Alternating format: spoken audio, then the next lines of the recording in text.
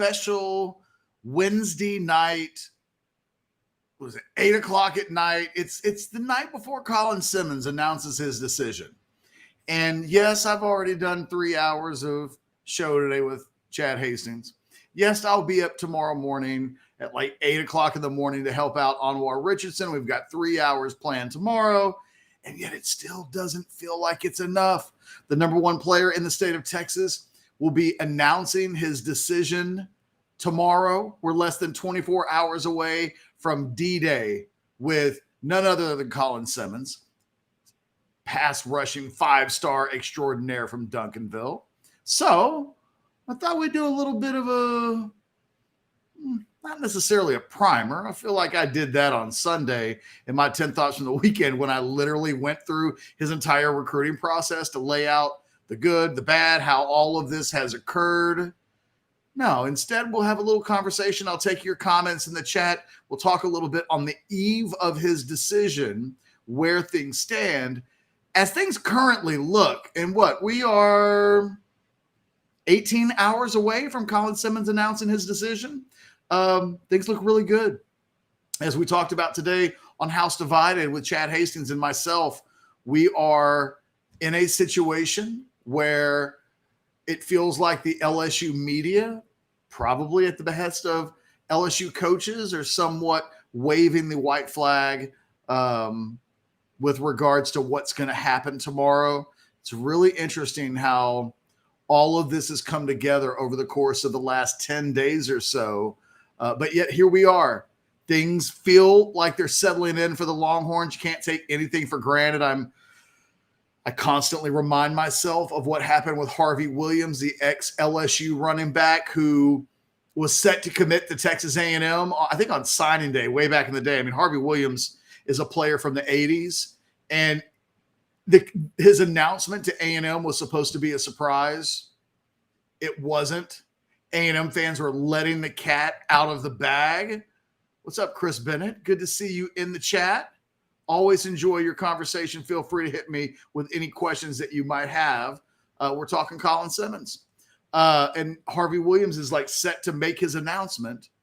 And A&M fans let the cat out of the bag. The way the urban legend kind of works is that he was literally walking up to the stage and got hit with a comment from an Aggie in the stands that rubbed him the wrong way. And Harvey Williams changed his mind and committed to LSU in that instant. It's kind of an infamous recruiting story. It's hard not to think about on a moment like tonight, where it's the eve of Colin Simmons making his decision. It looks, it feels, it smells, it sounds like Colin Simmons is going to announce for Texas tomorrow.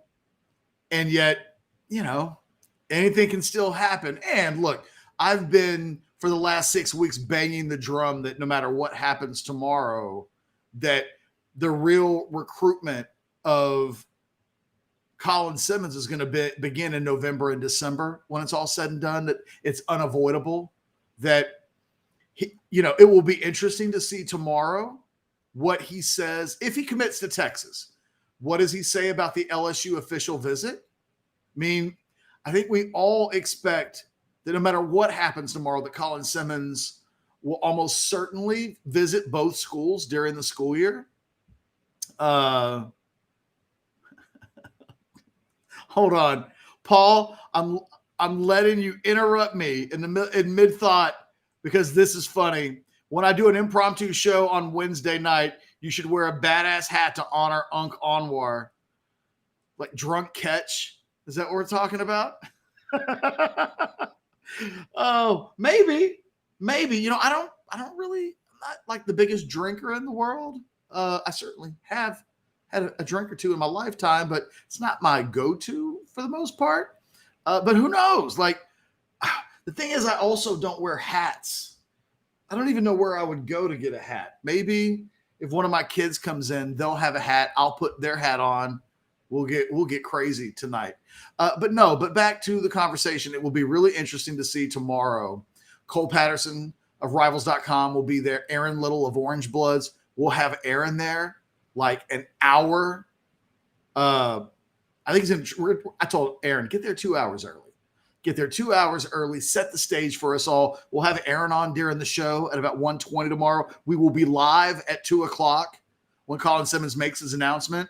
You can set up 2 YouTube channels, one to watch his announcement, pause us for like 10 seconds, and then after he makes the announcement, come over to Orangebloods and find out how everybody is reacting in real time to exactly how it goes. But everything is feeling really good for Texas on the night before. And there's no way to kind of get away, I think, from my vantage point, the story with this recruitment and ultimately how this thing is going to be decided is NIL. That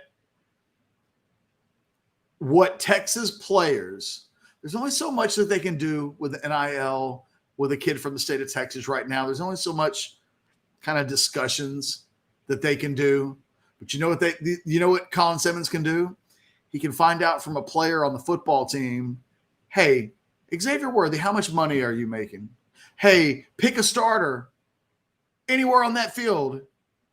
How is NIL at Texas working for you?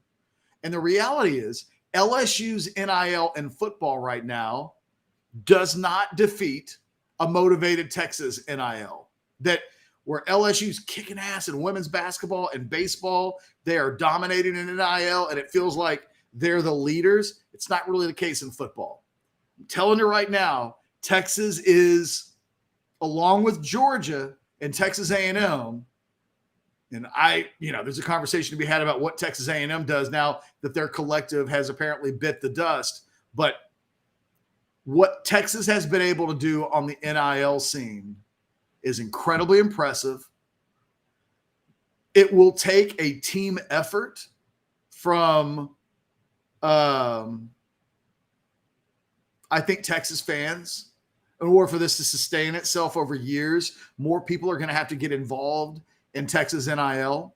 But as we sit here today, Texas is a powerhouse on the NIL side of things in football, and it is a major piece, I think, of what transpires tomorrow. When I reported on Monday that Texas wasn't going to get nervous when there was some thought that this could go LSU's way, that if it did go LSU's way on Thursday, Texas wasn't going to panic. I had a source that told me no matter what happens on Thursday, as a matter of fact, I don't know if Blake has that text exchange still available in the system. He might delete it. I'm not exact. Oh, there it is.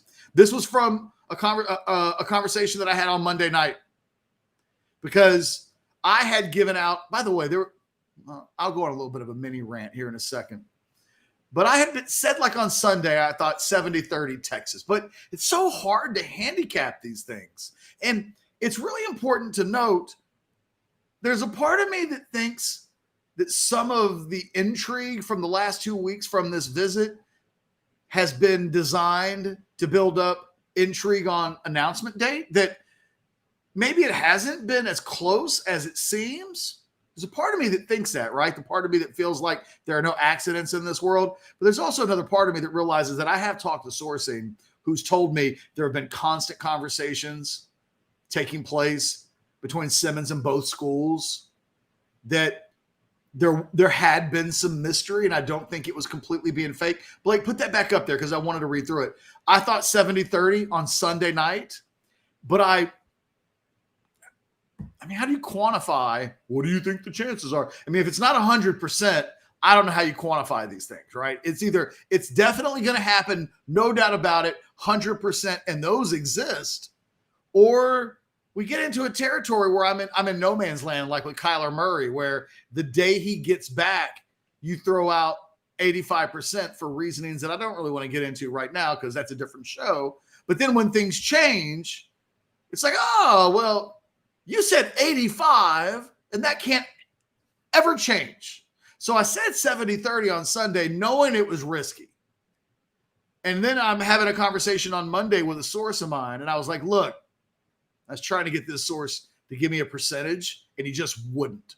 So I finally was like, look, I've reported 70-30 because 60-40 feels like a coin flip. And like, If it's a coin flip, why even say 60-40?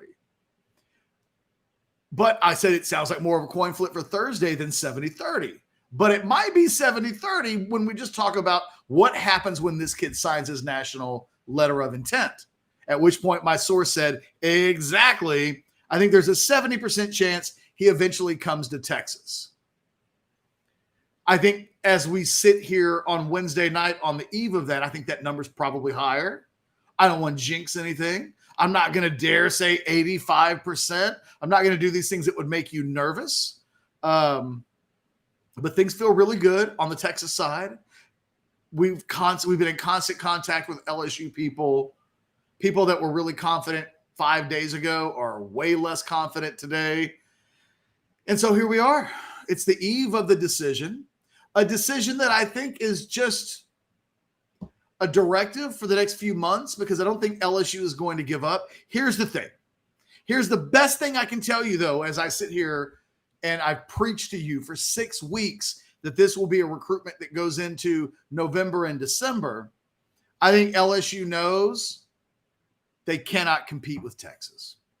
Not with what Texas is bringing to the table, NIL, proximity to family, in-state comfort, if you will. He really loves LSU and he really loves Baton Rouge, but there are a lot of things that point towards Texas. But on the NIL front, right? Like if we just cut through the BS, LSU cannot on the football side do for Colin Simmons what Texas can. And Texas doesn't have to make big promises. Texas doesn't – look, one of the things that Texas has done in the NIL front is they have become trustworthy. Texas very shortly in NIL spectrum, in the globe of NIL, Texas has gained respect for following through on what they say they're going to do. When not Xavier Worthy, but when Jordan Addison was picking a school, I almost said Braylon Addison, got my Addisons wrong. But when he leaves Pittsburgh and is deciding between USC and Texas, he was getting the reports were, remember Colin Cowherd was like, USC's going to give him $2 million. And in reality, USC wasn't giving him anywhere close to that amount of money. And in reality, what they promised to him, they did not deliver on. Oops. Texas, over the course of the last year plus, has developed a reputation for coming through on what they say they're going to do. So when Colin Simmons gets like a picture painted for him, right? Because deals can't be struck. It's not like California, where if he was a high school prospect in California, they could just openly talk about it right now. Like they got to jump through some hoops. They can't get too specifics, but what can be conveyed to him, again, look at all of the players in our starting lineup. Look at our quarterback. Look at the 5-star recruits that we signed last year. Look at Xavier Worthy. Look at A.D. Mitchell. They can just be like, here. Ask them what's up. Ask them how it's going. And I think at the end of the day, it's one of the reasons why my sourcing felt like, hey, no matter what happens on Thursday, come November and December, we're not going to get a no here. No matter how much that kid loves Baton Rouge, it is not the same. What they can do for him, Texas simply can do much better. And I think that over the course of the last few days of conversations about, hey, what do you want? What do you want out of your recruitment? What do you want out of the school you're going to be picking from a new home standpoint? I think that Texas checks a lot of boxes, but the NIL box is major. And we can't be naive enough to act like, well, let's not talk about it. Let's not talk. We got Jake Majors rolling around in a Lamborghini with a Lamborghini deal. And there would be some that are saying, oh, it's taboo. You can't talk about it. I mean, it's not taboo. It's on the up and up. I mean, Texas has dotted their I's. They've crossed their T's. They've done their homework. They've received an approval from the IRS. The first school, by the way, It's funny, more than a year ago, there were a lot of people who were saying things like, Texas is behind on NIL. How come we had, and look, I have to admit, there were times people were asking me questions and I didn't have great answers. Why? Because Texas was waiting for the IRS to approve their plan for the Texas One Fund. And they weren't going to do some half-ass announcement without that approval. So they waited and they waited and they waited, and people got pissed, and people were pointing fingers and asking, why isn't Texas on an appearance standpoint doing more? And then the Texas One Fund comes out, and Texas is ahead of the pack. Texas has done its homework and gotten approval from the IRS in ways that Texas A&M never got approval for, which is why we're in part watching Texas A&M's collective somewhat dissolve. Texas One Fund keeping on. I talked with somebody tonight with knowledge of what the inner goings of the Texas One Fund. They ain't shutting that down. They are hoping to go forward. They are hoping to move forward. They are hoping that tomorrow is a sign. You guys need to sign up, contribute. You like this dopamine shot that you're going to take the moment Colin Simmons potentially commits to Texas? Okay, you want more dopamine shots? You like that? Texas One Fund, sign up and give. Don't talk about it. Be about that action. And there's just impossible not tonight to talk about not schemes, not Pete Kwiatkowski, not Sark, not this season. I think there are sometimes you got to address the elephant in the room. And right now, Texas is doing a bang-up job at NIL. I think Texas fans need to celebrate, encourage, be encouraged. This is what you guys wanted. You wanted NIL to be legal so Texas could get in the fray and swing a big stick and go out and get guys in ways that forever the Alabamas and the Georgias of the world and the Texas A&Ms and the LSUs, allegedly, although if you've been on probation for illegally giving players benefits, yeah, that scarlet letter never expires, right? But Texas never really wanted to get dirty. Texas never, they wanted it to be legal. And if it was legal, let's play ball. But now it's legal and Texas is playing ball. And all I can do is tip my cap to what Texas has done on the NIL front. Its impact on tomorrow, no matter what anybody says. If Colin Simmons gets up there tomorrow and says, I made my decision, I haven't even thought about NIL.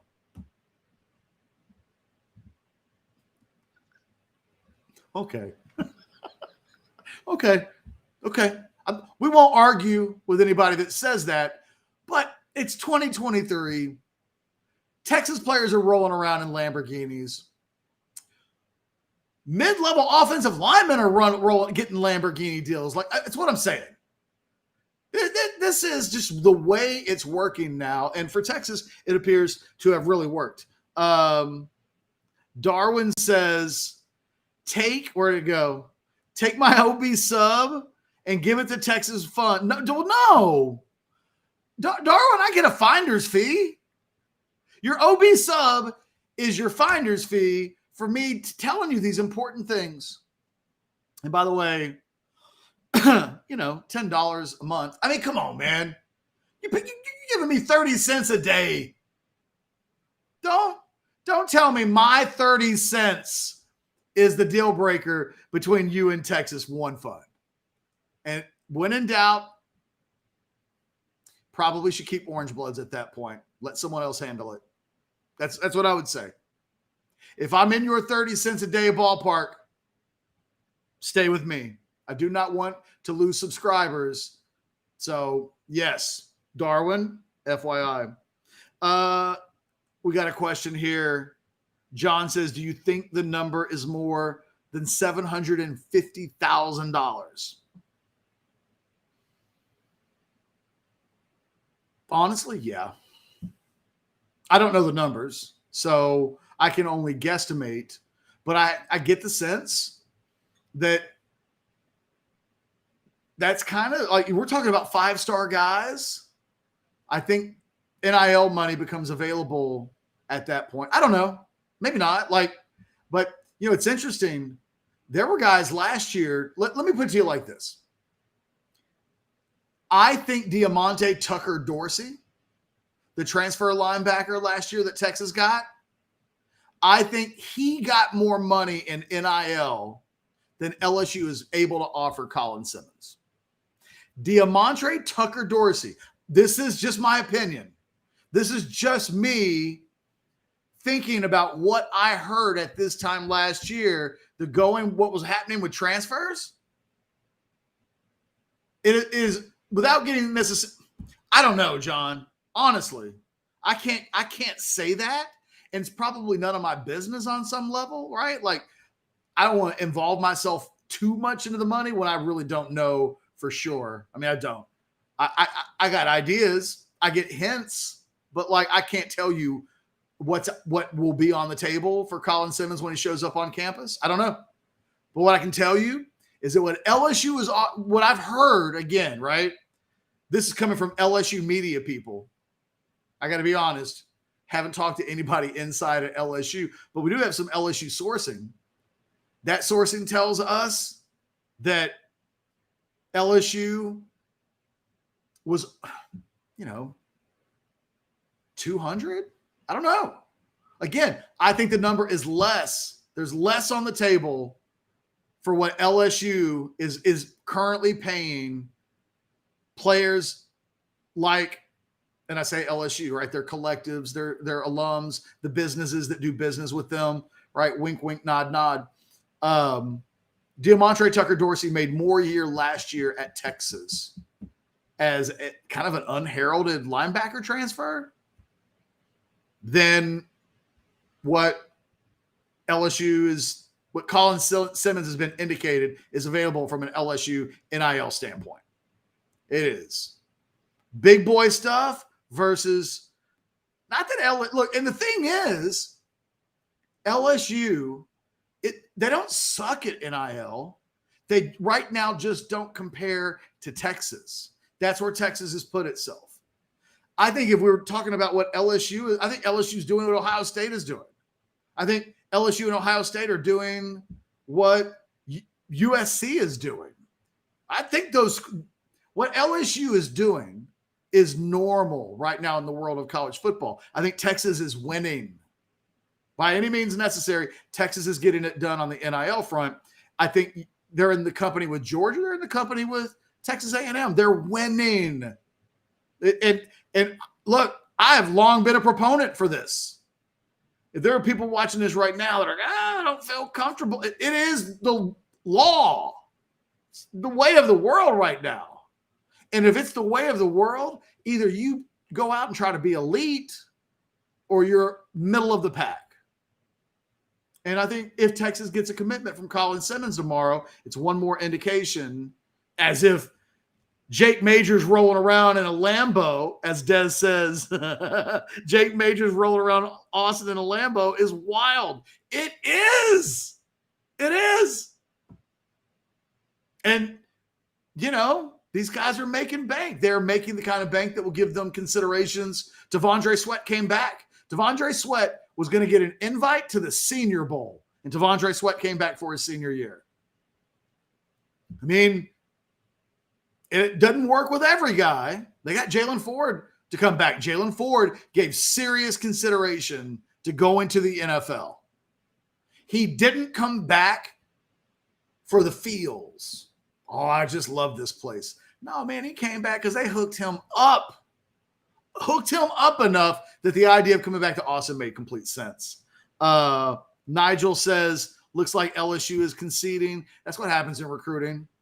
The night before or 2 days before, the losing schools find out that they're the losing schools. And at that point, they don't care anymore. And they tell their media, and their media lets the cat out of the bag. And we've seen it, right? I mean, LSU people, media people have been putting out concessionary notes all day long. It just kind of is the thing. Casey says, everybody's going to hate Texas more. I mean, the thing is, Texas is never going to win to people that already hate them. They're not going to convert people. Aggies aren't going to stop hating Texas. Oh, you know what? Texas going out of their way not to spend NIL money. Respect. I like Texas more. No, man, you're never going to win those people. You do you is what Texas, to me, has needed to be for a long time. And look, from what I can gather, that as good as they're doing on the NIL front, they need more. And not just Texas football, baseball, basketball, women's sports, all of it. I mean, those are really the programs, I think, almost more than anything else that need your support. Yeah, but you can't worry about that. Texas always going to be hated. Always. Ski says, has Fong changed his pick yet or waiting till tomorrow? Now, he's announcing with 24/7. Let me pull the curtain back a little bit for you, Ski. There was concern behind the scenes a couple of weeks ago when it looked like it was just going to be Texas. That Fong knew that Simmons was going to go to Texas. And everybody knows Fong's reputation. Because so often Fong puts in the pick right before, right? 24 hours out, Fong puts the pick in, and it does. Everybody realize he's right. He almost always gets it right. I have a lot of respect for Wilt Fong. I think he does a good job. He's respected, right? And to such a degree that there was concern that Fong knew that Simmons was going to go to Texas and that he would change his pick from LSU to Texas, and it would just give it away. All the suspense would be gone. Tomorrow, Fong will be part of the announcement team on 24/7 that on YouTube, you know, that they will have the coverage live. They've been given the rights. You know, it will be with 24/7. My guess is Fong doesn't change his pick.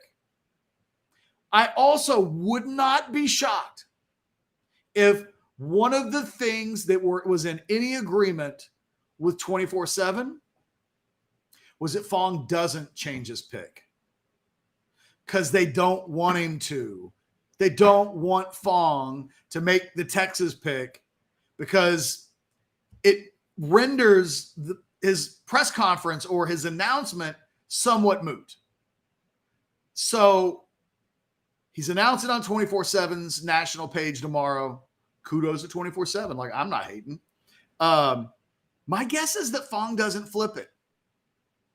Because, again, I had heard this was a worry behind the scenes. So if it was a worry behind the scenes, if you're going to do something with 24/7, my guess is they asked. Now, look, Fong may say, I can't do that. You can't buy my integrity, or who knows, 24/7 may demand it of him. I don't know. But it may be that he's like, no, I got to make the pick because I got to be right more than anything else. But there is a part of me that absolutely thinks that Fong will not change his pick. And in part because they didn't want him to, for all the reasons I just outlined. And he's going to make the announcement on 24/7 tomorrow. That may be a concession that 24/7 had to make, or that Fong had to make, in order to pull this off. And honestly, that's a no-brainer. I mean, don't feel like I'm being critical of 24/7 or Fong at all, because if he was going to LSU tomorrow, but he was going to announce on Orangebloods Live, and he told me the only way I'll announce on Orangebloods Live is, Catch, I'm telling you that I'm going to LSU, but you cannot change your future cast. Okay. I guess my prediction, what are people going to remember? That my future cast percentage went from 83.3 to 83.2? Or are they going to remember that Colin Simmons announced on Orangebloods Live? Yeah. You make some concessions. I think Wilt Fong's made like 10,000 predictions, which means he can probably miss almost 100 predictions in a row, and it won't affect his batting average at this point. It's like Cal Ripken in year 18. He can go 0 for 40 and the career batting average doesn't move a beat. So I think that, yeah, I don't know. Maybe I'll be surprised. Maybe before I'm off this broadcast, we'll see Fong put in a change in the future cast. I'm telling you, not quite sure I'm expecting that to happen. Cameron Parker says, catch again if Colin Simmons signs with us now. Do you think that hurts us keeping him later? No, because ultimately LSU can't compete with Texas on NIL. Now, if some rogue booster from LSU says, forget about it, I got the NIL, maybe the Lamborghini dealership in Baton Rouge. Barring something that hasn't happened yet, I think it's much harder for LSU to flip Simmons if he commits to Texas than the other way around, because at the end of the day, Texas is always going to have a major NIL advantage. And the closer we get to signing day, if you're one of these, if you're Kobe Black, right, who released the top 5 tonight, and you're trying to figure out what you think you want to do in August, in December, you ultimately are going to have to ask yourself, do I like money or not? And do I want as much of it as I can get while I'm playing college football? In a non-NIL world, there's an incredibly strong chance that Colin Simmons commits to LSU tomorrow and stays committed to LSU. I see a lot of people bitching, Texas fans. A lot of times it's affluent Texas fans that just, they don't want to give their money. They already give a lot of money to Texas, but they just don't feel comfortable with NIL. This is how it's how it gets done though, man.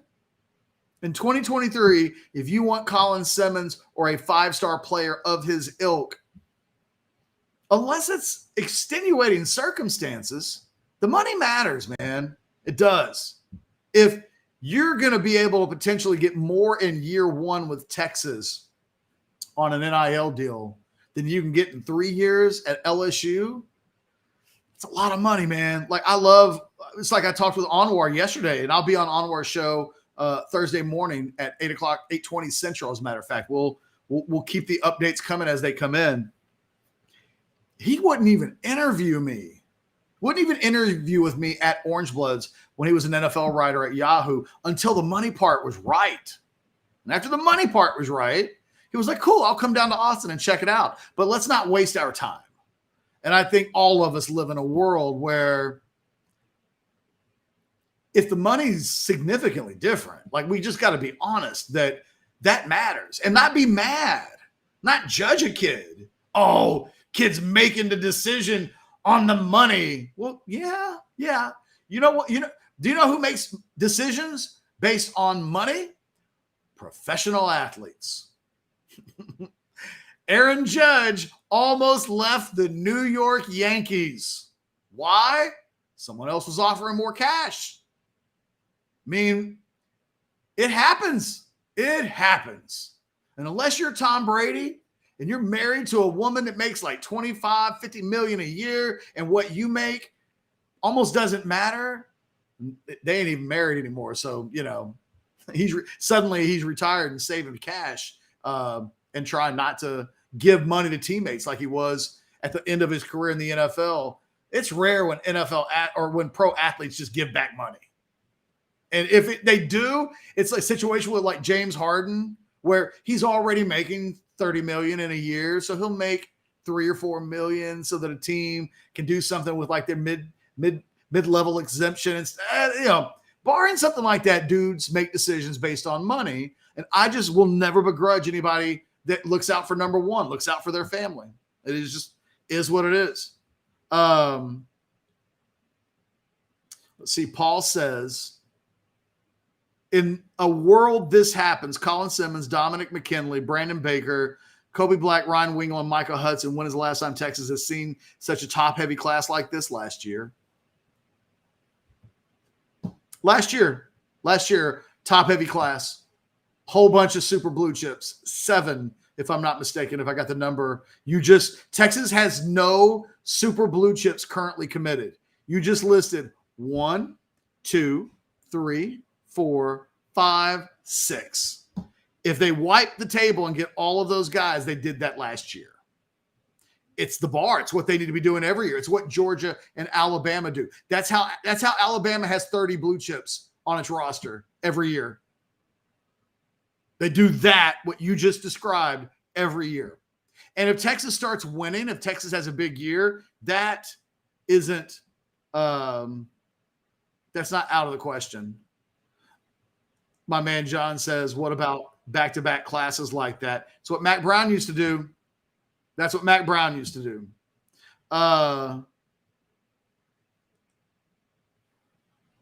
Ski says that's 6 5-stars. We ain't had 6 guys in the top 30 last year. Coco.